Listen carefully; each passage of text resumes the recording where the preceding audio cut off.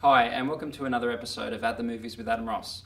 And today I'll be reviewing one of the year's most difficult films, Only God Forgives, the new film by director Nicholas Winding Refn. And I've had to get a battered photo of Gosling there just to make me look half decent, so sorry Gosdog.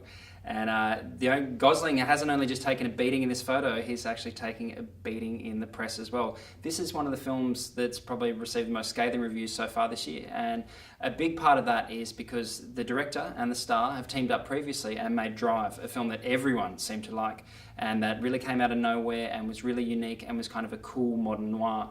Now they've tried to, people have wanted a repeat of the formula, and that's not what this film is. This film is really quite different. This is an ultra art house film. In fact, it's very strange, very obscure.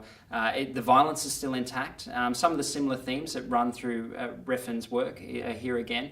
The cinematography by Larry Smith is fantastic, and Clive Martinez, who did the score for Drive as well, has created another really cool, weird synthy score for this film, including some bizarre Thai pop songs as well.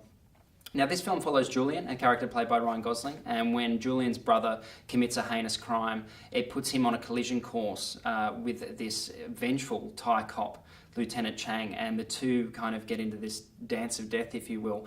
But the synopsis sounds really exciting, and all the ingredients sound exciting, but when you go and see this film, it's really languidly paced.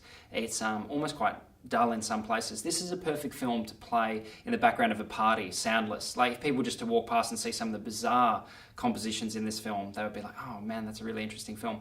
But with the sound on, that's another matter. Gosling is understated to the point of catatonia in this film. He says maybe about 25 lines the whole film, and it's hard to grasp him as a character. He's a character that is having recurring castration fantasies of having his fists cut off, and also of not being able to perform sexually. He can't perform in a revenge capacity either. He's a really impotent protagonist, and it makes the film a bit anticlimactic and dramatically inert, because you really want to have some powerful drama in this, but it seems to just go onto some really bizarre tangents.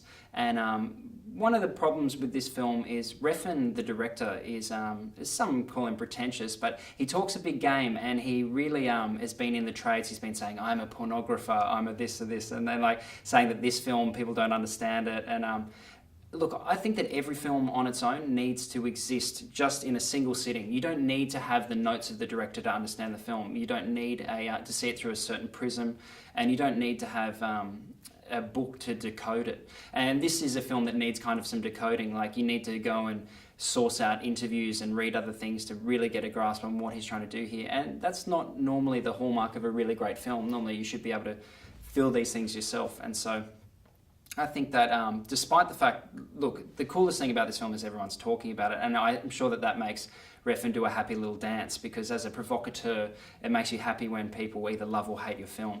So I think that he's crafted another bizarre film, like Valhalla Rising, like Bronson before it. He's made some really weird, violent, cool art house films, but this one is probably his less successful for me, and it's something that I won't rush back to, and I think that it is a bit of a downgrade from Drive, so I give this one 2 stars.